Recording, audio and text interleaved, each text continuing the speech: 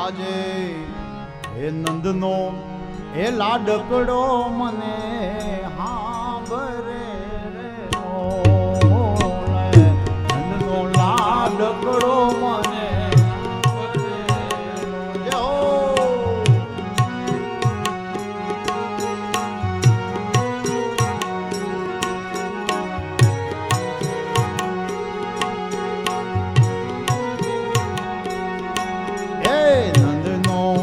લાડીલો મને હાંભરે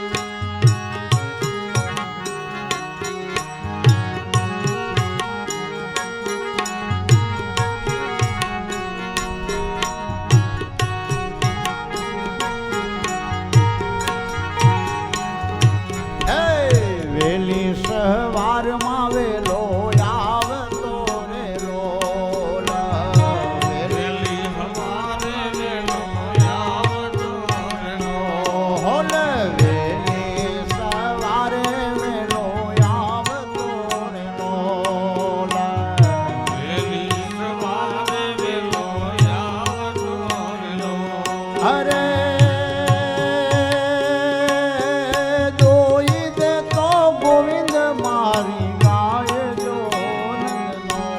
લાડીલો મને હાંભરે રેલો દોરી દે તો ગોવિંદ મારી ગાયજો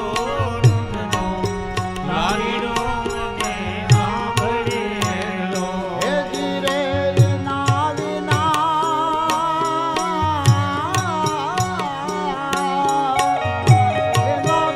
દુઃખના દાણા જાયજો નો હે લાડીલો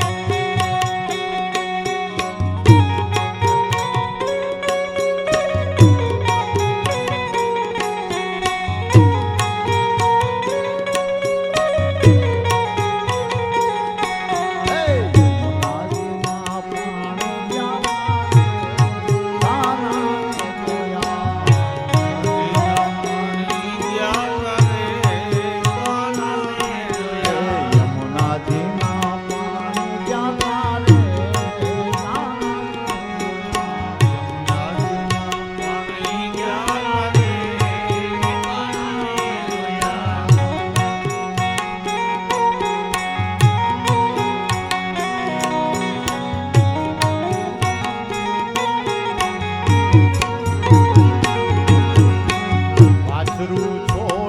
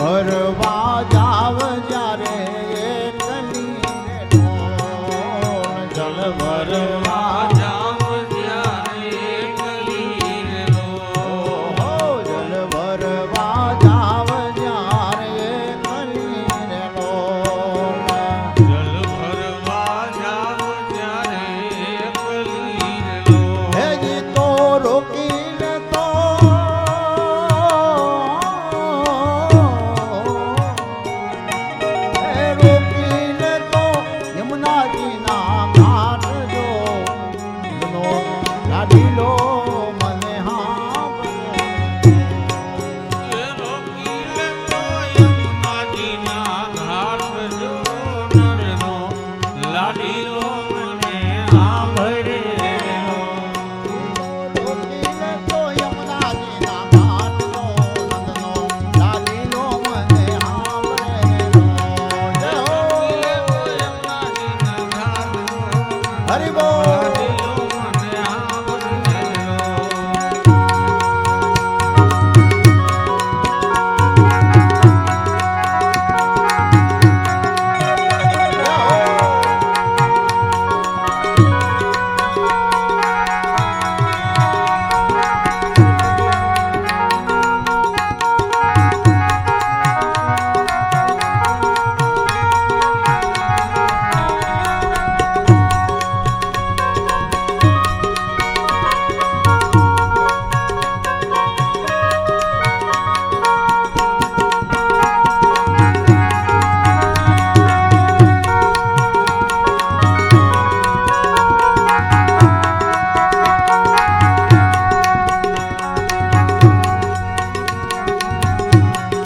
શરદ પૂનમની આવે રાતડી રે લોલ.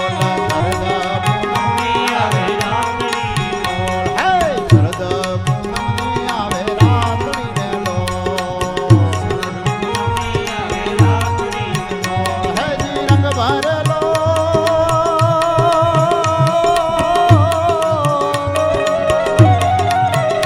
હે રંગ ભરેલો રંગતો સંગે રાસ લો નંદનો લાડીલો મને હાંભળે રે.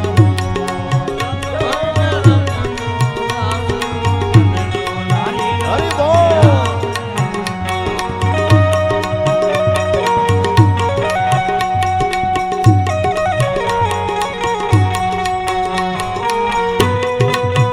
જય હો.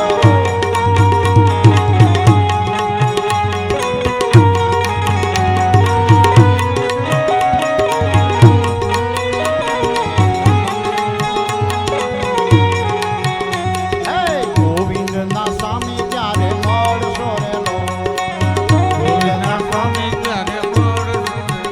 હે ગોવિંદના સ્વામી ત્યારે મળશો રે લોલ. હે જી રટણ તારું ચાલે શ્વાસે શ્વાસ લો નંદનો લાડીલો મને હાંભળે રે લોલ. જય હો.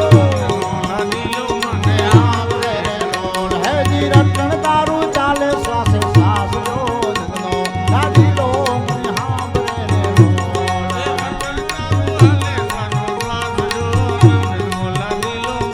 હાંભળે રે લોલ. હરે એના વિના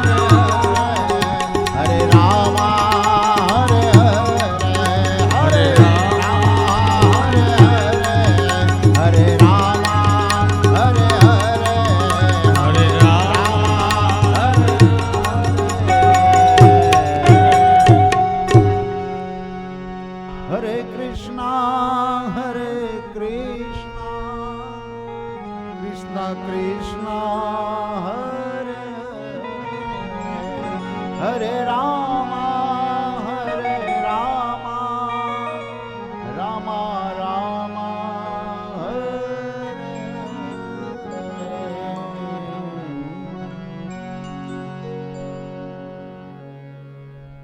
સુખદેવજી મહારાજ વર્ણન કરે છે, રાજન ભગવાનની લીલાનો તો પાર કોણ પામી શકે? યોગીઓ પણ એમાં ભાન ભૂલ્યા છે. મારા પ્રભુની લીલાને જાણવા કોઈ સમર્થ નથી. પણ ભગવાનની લીલા એ સર્વ જીવોના કલ્યાણને માટે હોય છે, સમષ્ટિના ઉદ્ધારને માટે હોય છે. ત્રયોદશીનો દિવસ નંદ બાબા કંસને વાર્ષિક કર આપવા માટે મથુરા જાય છે. ગોપાન ગોકુલ રક્ષાયામ નિરૂપ્ય મથુરામ ગત નંદઃ કંસસ્ય વાર્ષિકયં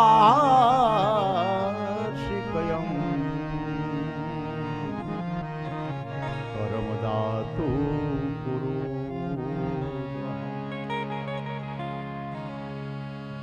વાર્ષિક કર આપવા માટે નંદ બાબા મથુરા ગયા છે.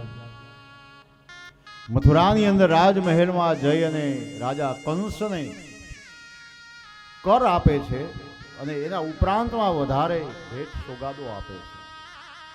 ત્યારે કંસ પૂછે છે કે બાબા વધારાની ભેટ સોગાદો કેમ? કાંઈ ઉત્સવ હતો તમારે ત્યાં, કાંઈ પ્રસંગ હતો કે નહીં? નંદ બાબાએ કીધું કે હા મહારાજ, આપની કૃપાથી, આપના આશીર્વાદથી મારે ત્યાં બે પુત્રોનો જન્મ થયો છે અને એની ખુશાલીમાં વિશેષ ભેટ હું તમને આપી રહ્યો છું. ભલે બાબા, અમારા પણ અંતરના આશીર્વાદ છે, એનું કલ્યાણ હોય. આશીર્વાદ આપ્યા છે. નંદ બાબા ત્યાંથી વિદાય લે છે. પણ એને રસ્તામાં વિચાર આવ્યો કે અહીંયા સુધી આવ્યો છું તો ચાલને વસુદેવ અને દેવકીજીને મળતો જાવ. કારણ કે ખબર છે કે કારાવાસની અંદર એને પૂર્યા છે, એના 6 સંતાનોને પટકીને માર્યા છે. તો બીજું તો આપણે શું કરી શકીએ, પણ અહીંયા આવ્યો છું તો એને દિલાસાના 2 શબ્દો હું કહેતો જાઉં. એટલે નંદ બાબા કારાવાસમાં જાય છે દેવકી અને વસુદેવને મળવા. દેવકી અને વસુદેવ કારાવાસની યાતનાઓ ભોગવી રહ્યા છે.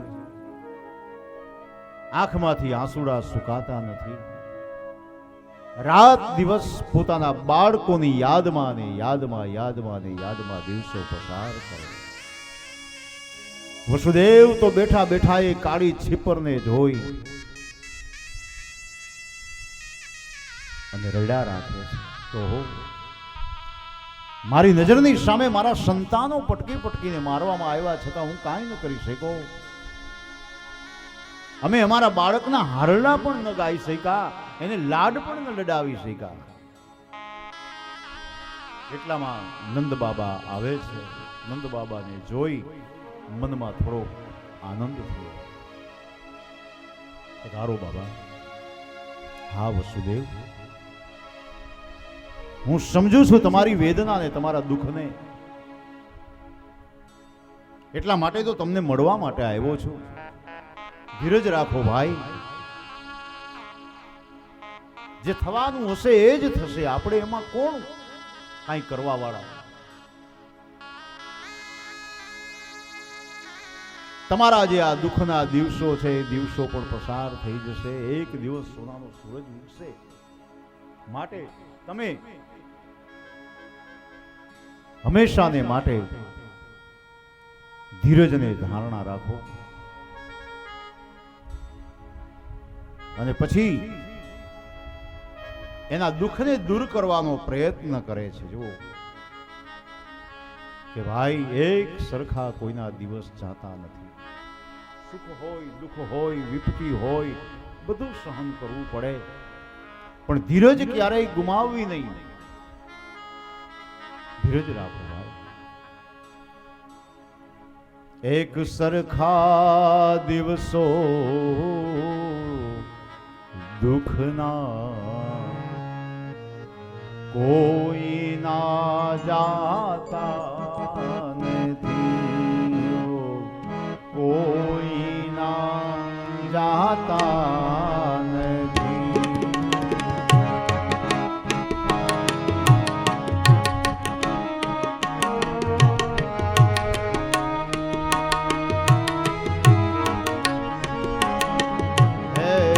એક સરખા દિવસો સુખના, કોઈના જાતા નથી હો, કોઈના જાતા.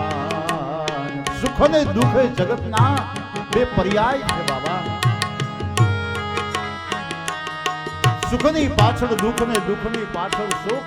આ સનાતન સત્ય છે જગત, એને કોઈ મિટાવી ન શકે. બંનેને સમાન ગણીને જ્યારે જીવન જીવવામાં આવે ને તો જીવન જીવવાની મજા આવે.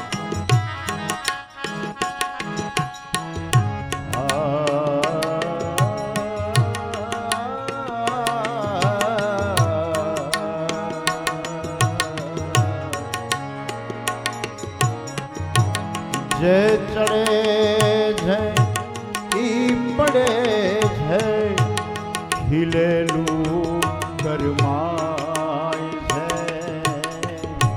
જે ચડે છે ઈ પડે છે, ખીલેલું કરમાય છે.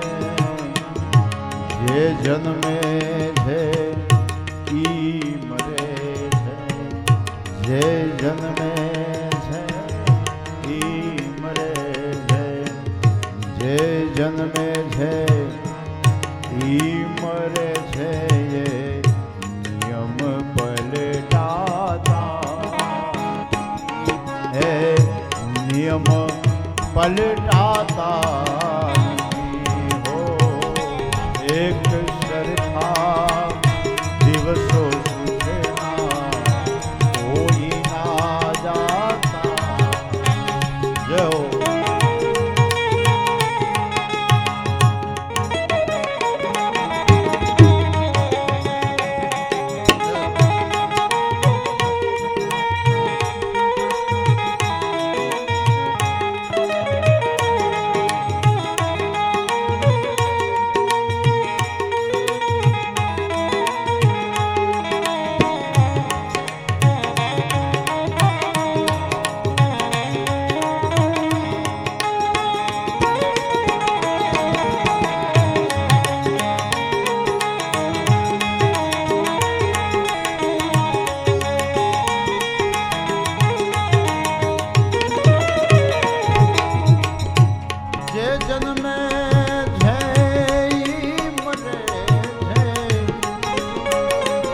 સૃષ્ટિનો ક્રમ છે, ખીલેલું હોય કાલે કરમાઈ જશે. જે જન્મે છે એનું મૃત્યુ નક્કી છે, એમાં કોઈ કાંઈ ન કરી શકે. જે જન્મે છે ઈ મરે છે, નિયમ પલટાતા નથી હો. જે જન્મે છે ઈ મરે છે, નિયમ પલટાતા નથી. જે ચડે છે ઈ પડે છે, એ ચડે છે ઈ પડે છે. ખીલેલું કરમાય છે, ઓ ખીલેલું કરમાય છે હો. એક સરખા દિવસો સુખના, એક સરખા દિવસો દુઃખના, કોઈના જાતા નથી હો, કોઈના જાતા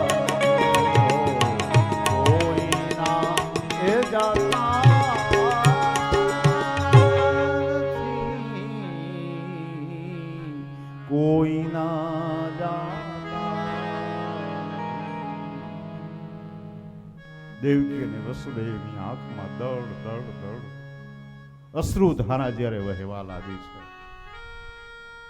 નંદ બાબા કહે છે કે ભાઈ ચિંતા ન કરો, તમારા આશીર્વાદને માટે દુઃખમાંથી આમ જરાક બહાર કાઢવા માટે નંદ બાબા પ્રયત્ન કરે છે. ભાઈ તમારા આશીર્વાદથી મારે ત્યાં 2 દીકરાઓનો જન્મ થયો છે.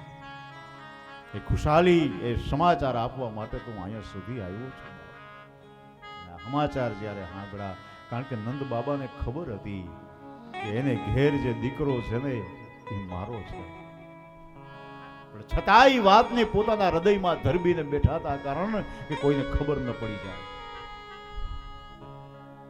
કેટલી વેદના હશે એના હૃદયની અંદર, તમે જુઓ.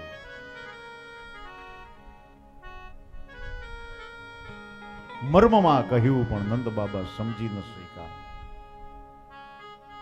દેવકીજી કહે છે, બાબા મારી બેન યશોદા, મારી બેન રોહિણીને કહેજો બંને બાળકોને બહુ મારા વતી પ્રેમ કરે. મારા ભાગ્યમાં તો હારડા ગાવાનો અવસર નહોતો, પણ મારા વતી એને હારડા ગાય અને એને ક્યારેય ઓછું ના આવે. હૃદય ભરાયું છે દેવકીજીનું, એને કોઈ દી ઓછું ના આવે એવું કરજો બાપ. ભલે હું કહી દઈશ યશોદા અને રોહિણીને. પછી તો એમ કહેવાય છે કે ત્યાંથી નંદ બાબાએ વિદાય લીધી. હું જાઉં છું, પ્રભુ ભજન કરો, તમારા દુઃખના દિવસો પણ પૂરા થઈ જશે. ભાઈ નંદ બાબા ત્યાંથી પાછા વળ્યા છે. આ બાજુ ચતુર્દશીનો દિવસ, અને ચતુર્દશીના દિવસે એમ કહેવાય છે કે માસી પૂતના ગોકુળમાં આવે છે. પૂતના ચરિત્ર બહુ અદ્ભુત ચરિત્ર છે, રહસ્યોથી બહુ ભરેલું છે પૂતના ચરિત્ર. પૂતના શબ્દનો અર્થ જ એવો છે સાહેબ. પૂ એટલે પવિત્ર, પૂત એટલે પવિત્ર, ના એટલે નથી. જેનું ચારિત્ર્ય પવિત્ર નથી, જેનો વ્યવહાર પવિત્ર નથી, એ પૂતના. અવિદ્યા એટલે પૂતના, માયા એટલે પૂતના. પૂતનાના તો અનેક અર્થો મહાત્માઓએ બતાવ્યા છે. ચતુર્દશીના દિવસે જો પૂતના ચરિત્રનો પ્રારંભ થયો. ચતુર્દશી 14, 11 નદી નો આવી પૂતના ગોકુળમાં, 12 નદી નો આવી, 13 નદી નો આવી, 14 નદી જ આવી. આનો બહુ અધ્યાત્મ અર્થ ભાગવતમાં બતાવ્યો છે કે 14ના દિવસે આવી. એનું કારણ શું? કારણ કે પૂતના એ વાસના છે, અવિદ્યા છે. આપણા શરીરમાં 5 કર્મેન્દ્રિય અને 5 જ્ઞાનેન્દ્રિય છે. 5 ને 5 10, અને ચતુષ્ટય અંતઃકરણ, મંદ, બુદ્ધિ, ચિત્ત, અહંકાર. આ ચતુષ્ટય અંતઃકરણ એટલે 10 ને 4 14. 14 નો આંકડો થયો. એટલે આપણી 14 ઇન્દ્રિયોની અંદર પૂતના રહેલી છે એ બતાવવા માટે પૂતના 14ના દિવસે આવી ગોકુળમાં. રાવણને મારવા માટે પણ રામને 14 વર્ષનો જ વનવાસ આપવામાં આવ્યો. કઈ કે 14 વર્ષનો જ વનવાસ આવ્યો.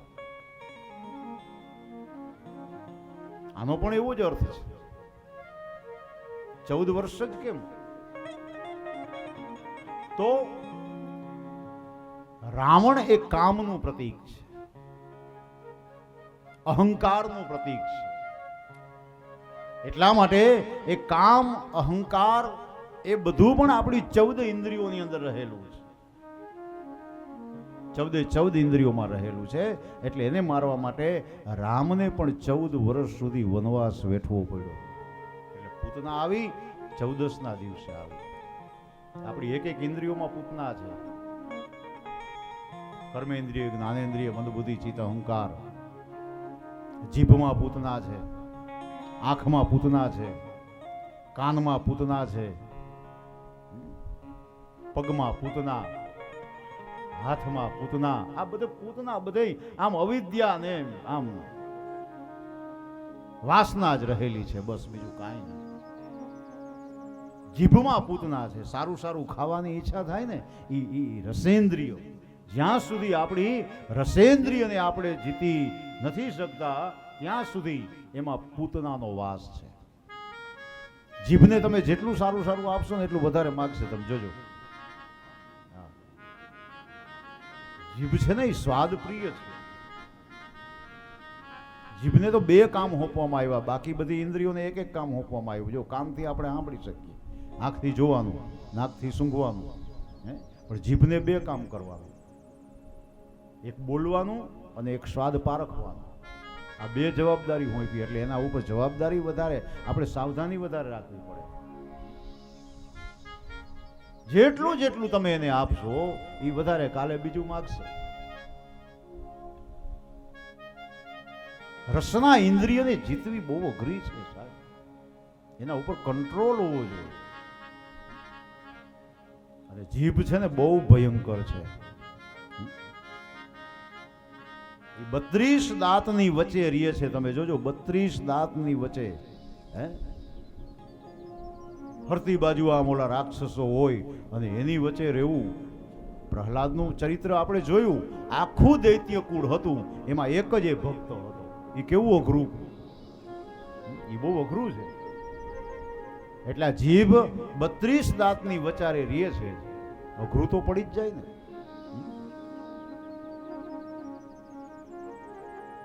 એકવાર દાંતને જીભને વાદ થયો. દાંત જીભને કેવા લાગ્યા, છાનું મુની રહેજો, ફરકી રહેજે. હા, નકર 2 દાંતની વચારે ભીહાઈ જાય છે. એવો એને ઠપકો દેવા લાગ્યા. દાંત જીભને વટવા લાગ્યા. જીભે શું કીધું, હવે છાનું મના રહ્યો ને તમને, હવે તમે મને શું ડર બતાવો છો? હું જ્યાં સુધી કે છાનું મુની છું ને ત્યાં સુધી હારી છું, બાકી હું જેદી બગડીને તેથી તમે 32 બાર નીકળી જાઓ. હું જેદી બગડીને કોકને કાંઈક અપશબ્દો કીધા, એ સામે વાળો એક જ થપાટ મારશે ને 32 દાંત કાઢી નાખશે. વાતય સાચી. જો જીભમાં હાડકું નથી, જીભમાં હાડકું નથી, પણ એ ધારે તો કોકના હાડકા ભાંગી નાખે. હા, એવી તાકાત છે એમાં, ભંગાવી નાખે. એટલે આ રસના ઇન્દ્રિય છે. એને તમે જેટલા લાડ લડાવશો એટલું એ વધારે લાડ કરશે. આજે કંઈક ખવડાવશો, કાલે પાછું બીજું માગશે. વળી પાછું આમ બજારમાં નીકળીએ તો વળી મન થઈ જાય. સ્વાદ પ્રિય છે પોતે. પાણીપુરીની રેકડી વળી આવી જાય તો વળી એમ થાય કે 2 પાણીપુરી ખાઈ લે. આ રસના ઇન્દ્રિયના લાડ લડાવવાનું છોડી દો. મહાપુરુષો એમ કહે છે કે તમે એના ઉપર સંયમ રાખો. સાત્વિક ભોજન આરોગો. એ માગે ઈ ના આપો, એ માગે એને આપ્યા ના રાખો. અને બહુ જો માગા માગ કરે ને તો પછી કડવો લીમડો લઢી એનું પાણી પાઈ દેવું એકવાર. એટલે ગોટો વરી જાય માલિકો મોઢામાં. બીજી વખત માગવાની હિંમત નહીં કરે. પણ આપણે તો બસ એને લાડ લડાવતા જાય છે. સ્વાદમાં જેટલા તમે આસક્ત થશો ને એ આસક્તિ દિવસે દિવસે વધતી જશે. હા, ખવાય, જરૂર ખવાય, ખાઈ પીને મોજ જ કરવાની, પણ સાત્વિક ભોજન ખાવું જોઈએ. જેમાં આપણા વિચારો સાત્વિક રહે, જેમાં આપણું જીવન સાત્વિક રહે, આપણું શરીર નિરોગી રહે. બસ આજે જો શરીરમાં કેટલા પ્રકારના રોગો ઉદ્ભવ્યા છે. જે રોગોના અમુક રોગોના ઈલાજ નથી થઈ શકતા. અગાઉના લોકો હોય એ કેટલા બધા તંદુરસ્ત હતા. સાદું ભોજન હતું ગામડાનું, બસ રોટલો રોટલી શાક છાસ. અત્યારે તો આપણે કેવું ખાઈ છીએ સાહેબ. એમાં આ ફાસ્ટ ફૂડ આવ્યું ને એટલે તો હાવ માજા મૂકી દીધી છે. ગ્રેવી વાળું બધું. હવે ગ્રેવી કેટલા કેટલા દીની કરીને રાખી હોય કોને ખબર, સીસા ભરીને. અત્યારે આ સમય એવો છે, તમે કોઈ પણ વસ્તુ નવીન તમે કરીને બજારમાં મૂકી દો ને એ આ લોકો ખાય જ જવાના. બોલો, હા, એ ખાય જ જવાના. નવીનતા હોવી જોઈએ બસ.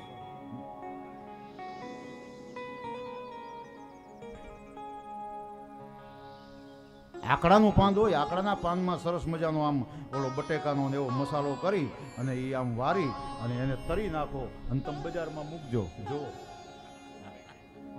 ખાઈ જાય, ઉપાડી જાય. અટાણે જી હાલે એ હાલે છે. બોલો, જી અકાલો. હા, આપણે નામ નો સાંભળાય એવા એવા ખાવાના નીકળ્યા છે સાહેબ. ગમે એ કઈક નવીન અટાણે બજારમાં હાલી જાય છે.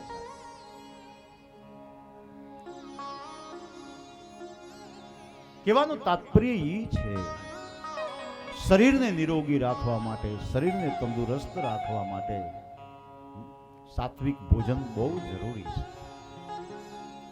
ખવાય ક્યારેક ખવાય, ખાવામાં ના નથી, પણ વધુ પડતું જે સેવન થાય છે ને એ આરોગ્ય માટે બહુ ભયંકર સાબિત થાય છે.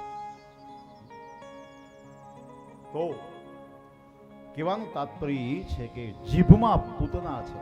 સારું સારું ખાવાની ઈચ્છા થાય ને, સ્વાદ ચાખવાની ઈચ્છા થાય, સમજી લેવાનું જીભમાં પૂતના આવી. કોઈની નિંદા સાંભળવાનું મન થાય, સમજી લેવાનું કાનમાં પૂતના આવી. કોઈને ગાળો દેવાનું મન થાય ત્યારે સમજી લેવાનું જીભમાં પૂતના આવી. કોઈને ઢોલ મારવાનું મન થાય, થપાટ મારવાનું મન થાય તો સમજી લેવાનું હાથમાં પૂતના આવી. આ બધા પૂતનાના સ્વરૂપો છે. એટલા માટે તો સંતો કહે છે ને, હેજી કેવો ભાગ્યો જીવ છે રે, એને સત્સંગનો ભાવે. કેવો ભાગ્યો જીવ છે રે,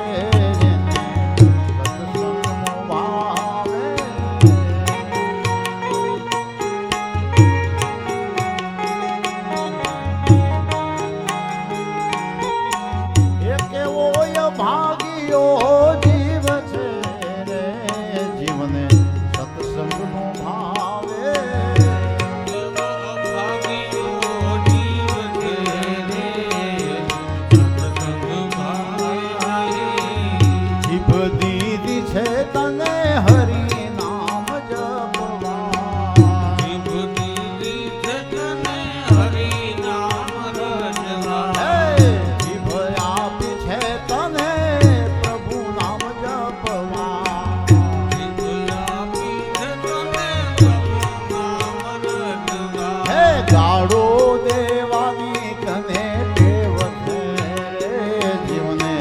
સત્સંગનો ભાવે.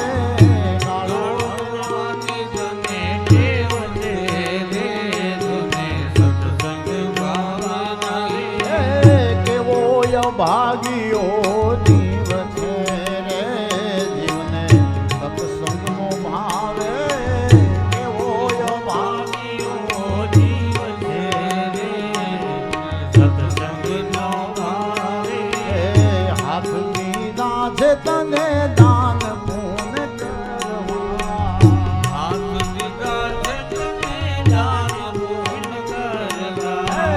હાથ દીધા છે તને દાન પૂન કરવા.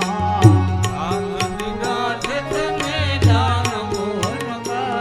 હે લાંબા ટૂંકાની તને ટેવ છે રે, જીવને સંગનો ભાવ.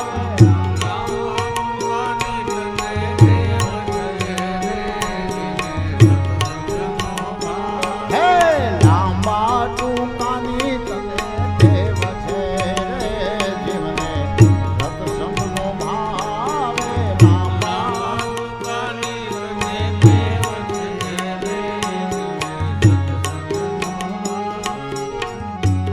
આપણને લાંબા ટૂંકા હાથ કરવાની બહુ ટેવ પડી ગઈ સાહેબ. હે તમે જોજો બાજતા હોય ને બોલતા હોય ને એના કરતા એ હાથની વધારે લાંબા ટૂંકા કરતા એક્શન ઈ હોય વધારે. ઘણા માણસને આવી ટેવ હોય લાંબા હાથ કરી કરીને ગાયરું દી હોય હે તું તો આવો છો, હે તું તો આવો છો. આમ એક જગ્યાએ એ સાસુ ને વહુ અને બાજુમાં પાનનો ગળો દુકાન, એટલે કાયમ ધબધબાટી બોલે. હાહુ ને વહુ ની ધબધબાટી બાજે કાયમ. એમાં એક દિવસ એક ભાઈ પાનના ગલે આવ્યો ને દુકાને પાન ખાવા, અહીંયા બગડાટી બોલી ફરિયામાં. બોલો કે આ શું છે? તો કે ઈ કાયમ નું થયું ભાઈ અહીંયા તો. ઈ કે ઈ હાહુ ને વહુ કાયમ બાજે છે. ઈ કે બસ એને બીજો કાંઈ ધંધો જ નથી. પણ ઓલો કે એમાં એક વાત છે. ઈ કે ઓલો પાંદડો દુકાન વાળો ઈ કે આમાં છે ને વહુ બિચારી હારી છે. એનો અવાજ હજી સુધી અમે નથી સાંભળ્યો. ઈ કે આયા બાકી ઓલી હાહુ ધબધબાટી બોલાવે, આવડી આવડી ગાયરું દે, હે નપાઈ છો, તને તો કાંઈ ખબર પડતી નથી, તારા બાપની ઘરે કાંઈ જોયું નથી, બહબાટી બોલે. ઈ કે પણ બિચારી વહુ સહનશીલતા વાળી ખરી. ઈ કે કાંઈ સામો શબ્દ નથી બોલતી. એટલે ઓલો કે ઉભો રહે, એમનેમ પ્રમાણપત્ર ન દઈ દેવાય કોઈને. ઈ કે હાલ તાર જોવું હોય તો. ગયા ફરિયામાં દિલ્હીમાંથી, એ ફરિયામાં ગયા ને એ ભાઈ ધબધબાટી બોલતી હતી. ઓસરીમાં ડોસીમાનો ખાટલો હતો હાહુ, એટલે એ ત્યાં બેઠા અને ઓલી હોવ હતી એ રહોડામાં બાયણું મચા. એ ડોસીમાં જ લાંબા હાથ કરી કરી ઓલી વહુને તબડાવતા હતા. ઓલો કે જો છે ને કે ડોસીમાં જ બોલે ને. ઓલો કે હાલ તો ખરા આની કોઈ જરાક હાલ. જ્યાં જોયું ને ત્યાં તો બાયણામાં ઓલી વહુ હાથમાં હાણસી અને ઓલી ડોસી હામું આમ આમ કરે. લે ઓલો કે જોઈ લે, આને બોલવું પડે. ઓલી ડોસીને ખારી કરે, તારી જીભડી આમ મળી નાખી છે એમ, છાની મુની રે તારી જીભડી મળી. બોલતી નથી પણ સાણસીથી ઈશારા કરે. અને ઓલી ડોસી ભાઈ તડા પાડો, હે તું તો આવી છો ને, તું તો આવી છો ને ભાઈ. બિચારા ઊભા ન થઈ હગે, મારી તો હકે નહીં, એટલે ત્યાં બેઠા બેઠા ધબધબાટી બોલાવે. ઓલાએ કીધું જો છે ને આ તું કહેશ ને વહુનો અવાજ નથી આવતો, પણ અવાજ ક્યાંથી આવે? આ મૂરિયા કાઢી નાખે એવી છે આ. ઓલી ડોહીને બિચારીને જીવવા નથી. એટલે ક્યારેક ક્યારેક એવું થાય કે આપણે આમ લાંબા ટૂંકા કરવાની બહુ ટેવ પડી ગઈ. હે લાંબા ટૂંકા તને દેવ દે રે જીવને સત્સંગનો ભાવ.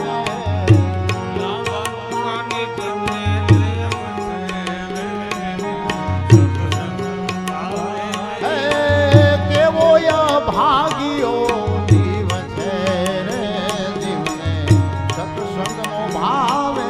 કેવો ભાગ્યો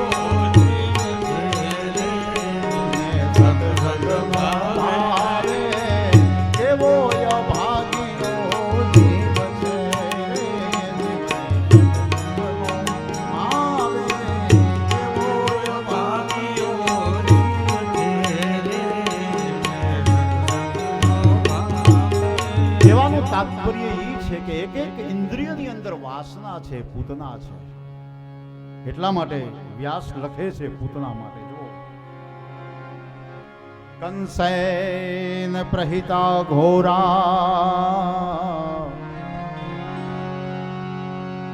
કંસેન પ્રહિતા ઘોરા પૂતના બાલ ખાતી સસુચાર નિઘ્નંતી પૂર્ણગ્રામ વ્રજાદિ. કંસેન પ્રહિતા ઘોરા પૂતના બાલ ઘાતી. કંસેન પ્રહિતા ઘોરા પૂતના બાલ ઘાતી. પૂતનાને બાલ ઘાતીની કહી છે. બાળકોનો વધ કરનારી પૂતના, નાના નાના બાળકોને મારનારી. કંસ દ્વારા મોકલાયેલી આ રાક્ષસી, કંસે કીધું કે જાઓ ગોકુળમાં જઈ નાના નાના 3 વર્ષની અંદરના બાળકોને મારી નાખવાના, ઝેરી પૈપાન કરવાના. શિશુશ્ચ સંસ્કૃતમાં 3 વર્ષની ઉંમરની અંદરના બાળકો હોય ને એને શિશુ કહેવામાં આવે છે. શિશુ એટલે અજ્ઞાન અવસ્થા. 3 વર્ષનું બાળક હોય એને શું ખબર પડે? અજ્ઞાન અવસ્થા હોય છે, એમાં કોઈ જ્ઞાન નથી હોતું, બાળક બુદ્ધિ હોય છે. એટલે પૂતનાએ 3 વર્ષની અંદરના બાળકોનો વધ કર્યો છે. આનો અર્થ મહાત્માઓએ એવો કર્યો કે જે જીવ રજોગુણ, તમોગુણ અને સત્વગુણ આ 3 ગુણથી જે બંધાયો છે એને જ અવિદ્યા રૂપી પૂતના મારે, એને જ માયા રૂપી પૂતના મારે. બાકી 3 ગુણથી જે પર છે, જેને તુર્યાવસ્થા કહેવાય, આવી અવસ્થામાં જે જીવ પ્રવેશ કરી ગયો એને પછી કોઈ મારી ન શકે. અધ્યાત્મ જગતની અંદર એને કોઈ મારી ન શકે. એને વાસનાય ન મારે, એને અવિદ્યાય ન મારે, એને કામ, ક્રોધ, લોભ પણ ન મારે, કોઈ ન મારી શકે. કારણ કે અવસ્થા જ આખી પર છે.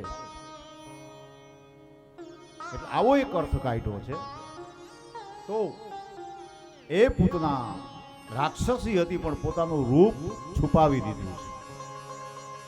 બનાવટી રૂપ લીધું, જાજરમાન સુંદર મજાના વસ્ત્ર અલંકારો પહેર્યા છે, આમ સ્વરૂપવાન, માથે કરંડીઓ છે, રમકડાનો, ફળનો, એવું રૂપ લઈ, બનાવટી રૂપ લઈ અને ગોકુળમાં આવે છે. આ માયા છે જો. અને આવી માયાવી પૂતનાને જોઈ ગોકુળમાં નાના નાના બાળકો હતા, એ એની પાછળ પાછળ જાય છે. જીવ હંમેશાને માટે માયાની પાછળ જાય છે. માયા જીવની પાછળ નથી જતી. આપણે માયાની પાછળ પડ્યા છે, આપણાથી નથી છૂટતી. એ જેવા બાળકો એની પાછળ પાછળ આવે એટલે ગામની બહાર જાય, ઉજળ જગ્યા હોય ત્યાં બાળકોને લઈ જાય અને પછી ઝેરી પૈપાન કરાવે અને પછી બાળકો મૃત્યુ પામે. ગોકુળમાં નાના બાળકો મરવા લાગ્યા. ગોવાળિયા બધા વિચાર કરે કે આ શું, કોઈ મહામારી નહીં, કોઈ રોગ નહીં, અને આ ટપોટપ બાળક મરી જાય છે. આ છે કોણ? કોઈને કાંઈ ખબર પડે નહીં. એમાં આ પૂતના ફરતી ફરતી ફરતી ફરતી નંદ ભવનમાં આવી. નંદ ભવનમાં આવી અને માને કીધું કે અરે માં, હું તો તમારી બેન થાવ, તમે મન નથી ઓળખતા? માએ કીધું કે બેન કઈ રીતે? તો કે માં તમને ખબર ન હોય, તમારા લગ્ન થયા પછી મારો જન્મ થયો એટલે તમે મને ન જોયો હોય. હકીકતમાં બેન જ છે, એટલે જ આપણે માસી પૂતના કહીએ છીએ ને. પણ એ બેન કઈ રીતે તમે જુઓ, યશોદા છે વિદ્યા છે, બ્રહ્મ વિદ્યા છે, અને પૂતના છે એ અવિદ્યા છે તો બંને વિદ્યા છે. પણ એક વિદ્યા બ્રહ્મ વિદ્યા અને બીજી અવિદ્યા, એટલે એ વિદ્યાના નાતે બંને બેન છે. એટલે આપણે એને માસીનું બિરુદ આપ્યું. આપણા મમ્મી હોય, એના બેન હોય, એને આપણે માસી કહી. એટલે આ રીતે માસીનો સંબંધ છે. આપણે માસી પૂતના એટલા માટે કહી છે તો વિદ્યા જ. પણ એક વિદ્યા કલ્યાણ કરનારી છે, બીજી વિદ્યા અકલ્યાણ કરનારી છે. આવો એક અર્થ કાઢ્યો. માએ કીધું કે ભલે કાંઈ વાંધો નહીં, આવ્યા છો તમે, સારું થયું. આમે આ બાળક મને કાંઈ કામ કરવા દેતો નથી, રૈડા રાખે છે, એને છાનો રાખું કે હું કામ કરું, શું કરું? એટલે પછી પૂતનાએ કીધું કે કાંઈ વાંધો નહીં માં, હવે તમે ચિંતા છોડી દો, હું આવી ગઈ છું, હું સંભાળી લઈશ. માં તો ભોળા છે, બધી જવાબદારી એના હાથમાં હોપી દીધી કે સારું થઈ ગયો, મારે ઉપાધિ તો ઓછી થઈ, આને રાખવો કે કામ કરવું? પૂતનાને એટલું જ જોતું હતું. પછી તો આમ 1 દિવસ 2 દિવસ 3 4 દિવસ થઈ ગયા. પૂતના હવે મોકો ગોતે છે કે ક્યારે મારું કામ પૂરું કરીને જાઓ. એમાં એક દિવસ મોકો મળી ગયો. સવારનો પોર, ગોવાળો બધા ગાયો છોડી ચરાવવા ગયા સીમમાં. નોકર ચાકો બધા કામે લાગી ગયા અને માં ગૌશાળાની અંદર ગાય દોવા જાય છે. પૂતનાને કહેતી જાય છે કે લાલો પારણામાં સૂતો છે, કદાચ જો જાગે ને રડે તો એને આ ખવડાવજે, પીવડાવજે, રમાડજે, એટલી વારમાં હું પાછી આવી જઈશ. આવી ભલામણ કરી અને માં ગયા. પાછળથી પૂતનાને થયું કે હવે બસ મોકો છે. ધીમે ધીમે ધીમે ધીમે ધીમે પારણિયા તરફ આવી. ભગવાન તો અંતર્યામી છે ને, એને તો બધી ખબર હોય. પૂતનાએ આમ જ્યાં પારણિયામાં ડોકિયું કર્યું, જોયું, લાલાએ આંખો બંધ કરી દીધી. આના તો મહાપુરુષોએ ઘણા બધા અર્થ કાઢ્યા છે, પણ એક અર્થ એવો પણ છે કે પૂતનાએ જોયું એટલે લાલાએ આંખો બંધ કરી દીધી. શું કામ?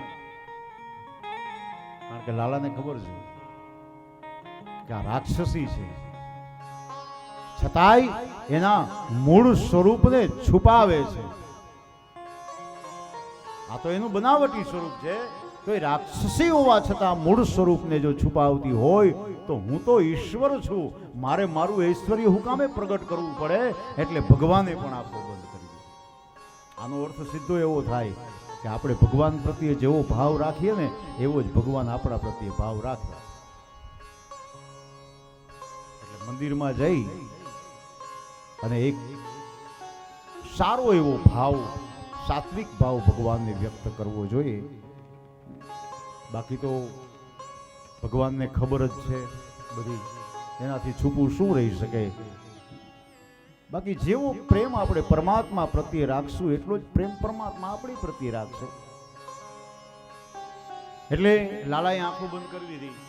પછી પૂતનાને મોકો મળી ગયો. એને ઉઠાવ્યો પારણામાંથી, ખોડામાં બેહાડ્યો. ઝેરી પૈપાન એને કરાવવા લાગ્યું બાળકને. પણ ભગવાને એ પૂતનાના દૂધને ચૂસતા ચૂસતા ચૂસતા એનો પ્રાણ પણ ચૂસવા લાગ્યા. પૂતનાનો પ્રાણ ચૂસાવા લાગ્યો. ગાત્રો ઢીલા થયા અને એકદમ વેદના થઈ, ચિત્કાર કરવા લાગી, મુચ્યતામ મુચ્યતામ મુચ્યતામ, છોડી દે છોડી દે છોડી દે. લાલો કે મને છોડતા નથી આવડતું. પછી તો બરાડા પડવા લાગી, વેદના થવા લાગી. કારણ કે પ્રાણ ચૂસાયા. જ્યારે શરીરમાંથી પ્રાણ ચૂસાય ને, ખેંચાય ને, ત્યારે વેદના બહુ થાય. ધમપછાડા કરવા લાગી. ધીમે ધીમે ધીમે ધીમે ધીમે પોતાના મૂળ સ્વરૂપમાં આવવા લાગી. મોટું તાડ જેવડું સ્વરૂપ ધારણ કર્યું. મોટા મોટા દાંત, મોટી મોટી આંખો અને આમ રાક્ષસી ભયંકર, કેસ વિખરાઈ ગયેલા ભયંકર બિહામણું સ્વરૂપ. અને પછી એ બાળકને લઈ, લાલાને લઈ, એ માયાવી રાક્ષસી આકાશ માર્ગે ઉડવા લાગી. કારણ કે રાક્ષસો તો બધું કરી શકે ને, એની પાસે બધી વિદ્યા હતી. આકાશ માર્ગે ઉડવા લાગી. માને ખબર પડી કે હો, મારા બાળકને કોઈ રાક્ષસી લઈને જાય છે, એટલે એ દોડે છે ધરતી ઉપર કે બચાવો બચાવો મારા બાળકને. પણ પછી ભગવાનને થયું કે હવે માં વધારે દોડશે ને તો એને પરિશ્રમ પડશે, એટલે હવે આનો ઉદ્ધાર કરી નાખું. એટલે એક જ મુષ્ટિકાનો પ્રહાર કર્યો પૂતનાના માથા ઉપર અને ધડાંગ કરતી ધરતી ઉપર પડી. અને એવું બિહામણું સ્વરૂપ, આખું ગોકુળિયું સ્તબ્ધ થઈ ગયું. ઓહો, આખું જ્યાં આવ્યા નજીક ત્યાં તો તાળ જેવું આમ શરીર પડ્યું છે અને એ બાળ સ્વરૂપ માથે રમે છે એના શરીર ઉપર. પછી તો એક ગોપીએ જઈ અને એ લાલાને તરત ઉઠાવી લીધો. માને કીધું કે અરે માં, આના ભરોસે તે મૂકી દીધો. આને જરાક વિચાર તો કરવો હતો. આ તો રાક્ષસી છે, નહીં ને કાંઈક થઈ ગયું હોત તો આપણે જવાબ શું આપત? પૂતના પડી તો પડી, પણ ઝાડવા ઉપર પડી. બે ઝાડવા હતા ને એના ઉપર પડી. ઝાડવા નહીં ભેગા પાડ્યા. કારણ કે ભગવાન બહુ દયાળુ છે ને, એની એક લીલામાં અનેક લીલા સમાયેલી હોય. ભગવાનને એમ થયું હશે કે આવડું તાળ જેવું શરીર અને આને અગ્નિ સંસ્કાર કરવા માટે લાકડા કેટલા જોઈએ, એટલે લાકડાની સગવડ કરી દીધી. જુઓ, ભગવાન કોઈનો ભાર માથે રાખતા જ નથી. ભગવાન કૃપા કરે એટલે પૂરેપૂરી કૃપા કરે. લાકડાની વ્યવસ્થા થઈ ગઈ. પણ એક ગોપીએ એ બાળ સ્વરૂપને લઈ અને દોડતી દોડતી દોડતી ગાયોના ગૌશાળામાં ગઈ, હળી કાઢતી. ગંગી નામની ગાય હતી, એનું પૂંછડું માથેથી 7 વાર ઉતાર્યું કે જે કાંઈ આને નજર લાગી ગઈ હોય, કાંઈ પણ થયું હોય એ જાજો હાથે સમુદ્રમાં. આવું ભોળપણ છે ગોપીઓનું. જો પછી જ્યારે ગોપીઓ માને કહે છે કે માં, હવે આને તું તારું અમૃત સમાર દૂધ પા. માએ પછી પાન કરાયું છે અને પછી બધી ગોપીઓએ કહે કે હવે આને આપણે સ્નાન કરાવવું પડે, કારણ કે આને રાક્ષસીનો સ્પર્શ થઈ ગયો, અપવિત્ર થઈ ગયો છે આ લાલો. માટે ચાલો એને ગૌમૂત્ર, ગોબર, પંચગવ્યથી એને સ્નાન કરાવીએ. કેવી વિશુદ્ધ ભાવના છે. જો ગોપીઓનો પ્રેમ વિશુદ્ધ પ્રેમ છે. એટલે એને બાજોટ ઉપર બેહાડ્યો અને પછી યમુનાજીમાંથી એ પવિત્ર નીર લઈ આવ્યા. ગૌમૂત્ર, ગોબર, પંચગવ્ય, પંચામૃત એના બધાથી સ્નાન કરાવે છે. માનસિક સ્નાન છે. જો આ માનસી સેવા છે. કેવું સ્નાન કરાવે છે ગોપીઓ. આ ગોપીઓનો વિશુદ્ધ પ્રેમ જુઓ.